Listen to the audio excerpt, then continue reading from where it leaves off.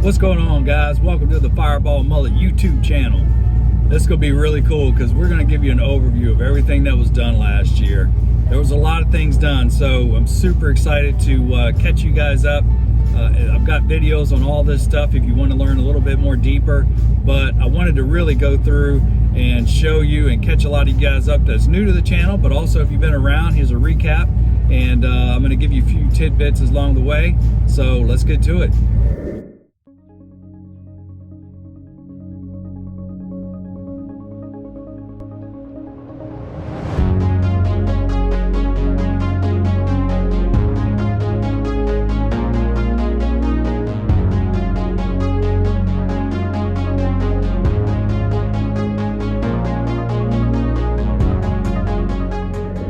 So let's go ahead and take a look at a couple of those things. One of my biggest projects of last year was getting this LSA Blur on. Now this was an NA car for 3 years, I think. So 6.2 liter, and I didn't change anything on the bottom end. I basically kept the BTR Stage 3 NA cam actually as well. And so really happy, and I kind of did this in stages, so check those videos out. I did things like the front accessories here. We went ahead with the Dirty Dingo CTSV F-body, and what it does is it takes your brackets and all your F-body accessories and moves them out to the ZL1 pulley. So you run an 8-rib belt, which is really nice, and it just kind of pulls in all your accessories out to the 8-rib and out to that outer rim there. So that's the secret there with this, and it seems like it's doing super nice so far. I've had really good luck with this belt here, this Gates green belt. I forgot which one it is, but that belt has been nice. It hasn't been stretching as much. So that was kind of the front accessories part of this. And of course I went ahead and painted the blower. I painted the blower gloss black for the base of it, and then of course I had this, my buddy Joe Duncan at Duncan Motorsports did the gold lid, and he color matched it to those right there, baby. I mean, it's almost spot on. It's even got a little bit of the gold flake that's in the wheels there, so they did a really nice job there. So super happy. And so that was there. We did the fuel system as well, and so I had to get rid of, I have a 4th gen tank, so I was running the regulator that was in the tank. So I didn't do the C5 Corvette filter for this car because the 4th gen already has the regulator in the tank. So I just used the 4th gen tank. I did a Racetronics fuel pump. But one thing that I did here, I went ahead and did all PTFE lines so I could run E85.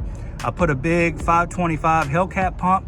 That seemed to hold this power, and the car did 720 to the wheel on E85, which is incredible. What's cool is when I put 93 in, there's a content sensor here. You can see it right there, and I've got a whole video on that. And so that's going to read your content of your ethanol and basically raise or lower the timing tables. There's really 2 different tunes on this car. So if I put 93 in, it'll come down to about 640 horsepower. If I put E85 in, you can really feel the difference. It really bumps it up.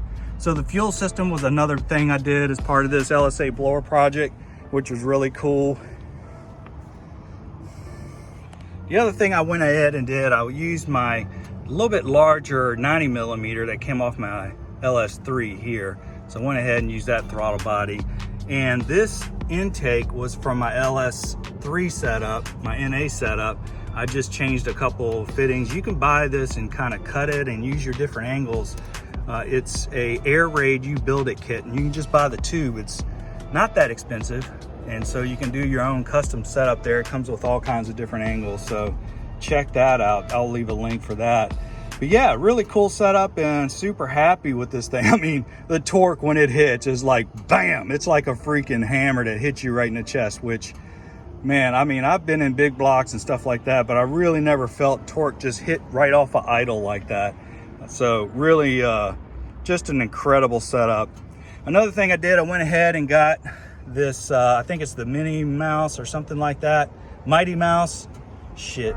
So I got this new catch can. Of course, that's gotta be, you know, you gotta vent that, and I mounted that through the oil filler cap. And of course, you see my video, I did the whole standalone system here before I put the LSA Blur on. And so this is, I've got Dex Cool in here. But my AATs have been pretty good. I mean, when I'm really on it for a while, it gets in the 120s, but for the most part, it's about, and it's really hot in Florida. So it stays within 13, 15 degrees of ambient. So I've been pretty happy with it. Of course, I had to modify, and I can't show you that here, but I've got a big intercooler here, and I had to do some modifications. I basically cut out and mounted the rods that go in this hood mount coming this way, and so I've got a video explaining that if you want to see how to mount yours in the location here in front of the condenser or the radiator. So pretty cool setup there. I got a nice bracket set up, so all that's in there. You can kind of see it here. Really nice setup there. So that's really cool. All right, guys, so the blower's some badass stuff. Well, since we're here, the next thing I did, I've got a whole video on this, is installing the Maro Sports. It's Nicholas Maro, his hood vents, which I didn't want the track specs because theirs has a bar. Not only that, it has their freaking name on the top of it. And I don't mind advertising somebody, but it's a little ridiculous to, I hate products where their name is slapped all over it. So these are really cool because I could actually, for the blower, it's a really tight fit. And so really for this blower to fit under my hood, it was super close, but being able to cut that brace out right here really helped the clearance there. So that was one thing there.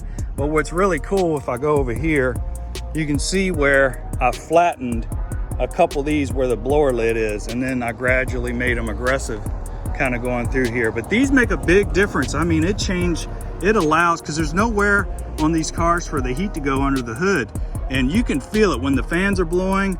Man, you can feel all the heat coming out of here. It's really good. So I think that was a great move and a great improvement there. So I love these, and like I said, I was able to tweak these a little bit to give me a little bit more clearance on the back end here where the lid blower is. You could probably do the same if you didn't have a blower. Maybe you had like a strut brace tower or something like that. It's a nice touch.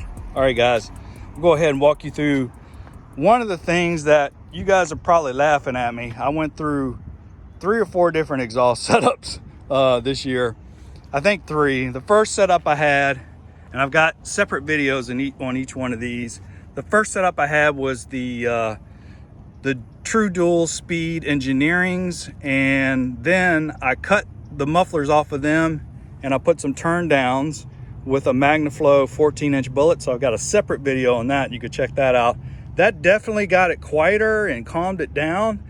But at the end of the day, when I did LS Fest, man, it was way too much drone. So I went ahead and got this set up from Hawks. It's a 4-inch Mufflex setup. And what I did was, instead of like no muffler, which that's the system I bought, it also, you can get SpinTech and different muffler options.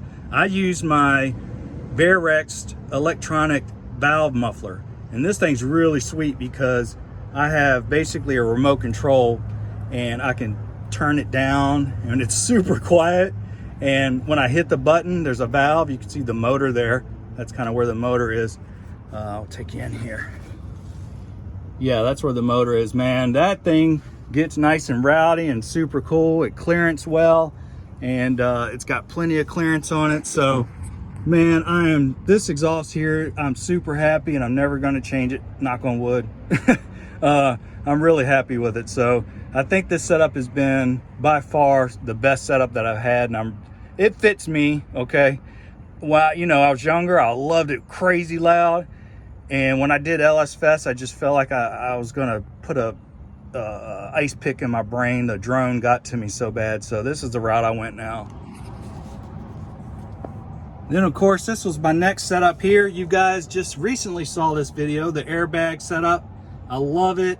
I don't have, and I'm going to do a couple more videos here, I don't have the compressor or the tank yet, but man, there's a whole video on me installing these on the front and the rear here, so check that out. But I love it. And right now, honestly, it's about a ½ inch, maybe lower than your stock third gen. 26 maybe here, and I think a stock third gen is somewhere around 26.5 from the ground to the wheel well open here. That's how I measure it. And I think I've got this one around 27, which I think it's 27.1/8 or 27.25 with a stock third gen. I don't know if you guys have a stock third gen. Let me know what your heights are, but it's sitting up there a little bit. But man, it's so nice being able to just drive, not worry about speed. I've been hitting speed bumps super nice and just not worrying about it. It's been an incredible experience. And then I can lower it and get it all crazy down what I want. And while I'm down here, I also did, maybe you can see it, I did Bilstein shocks here. Man, those things, I love these shocks. They are great. I love these Bilstein shocks.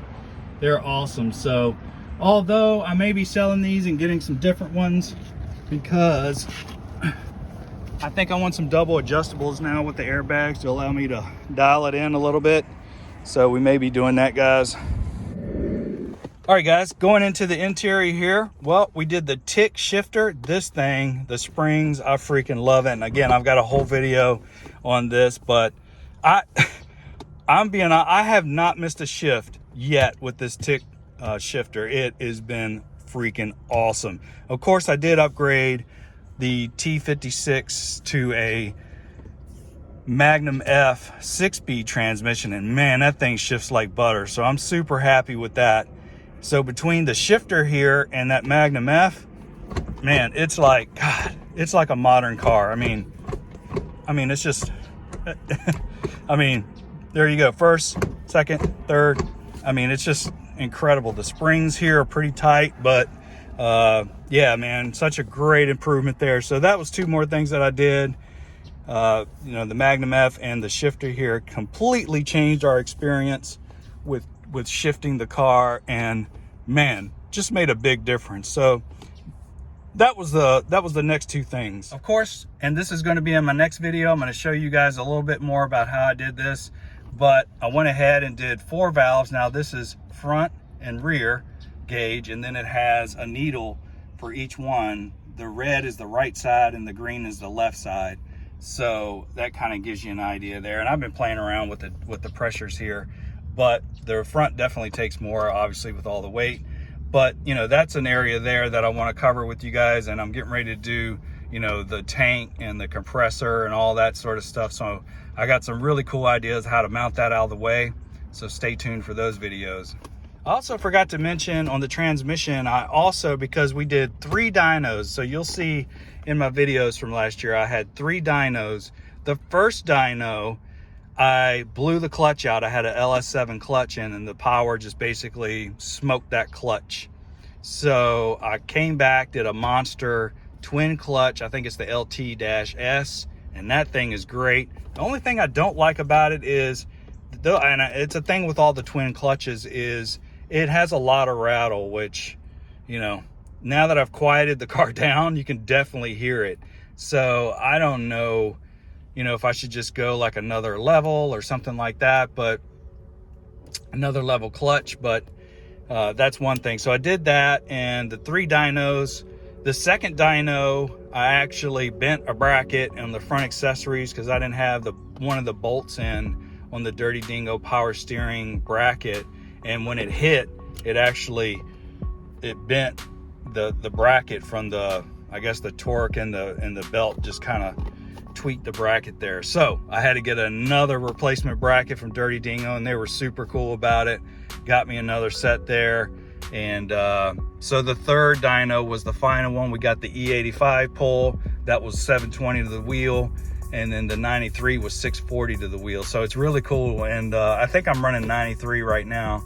And so it's kind of nice to be able to just switch it out.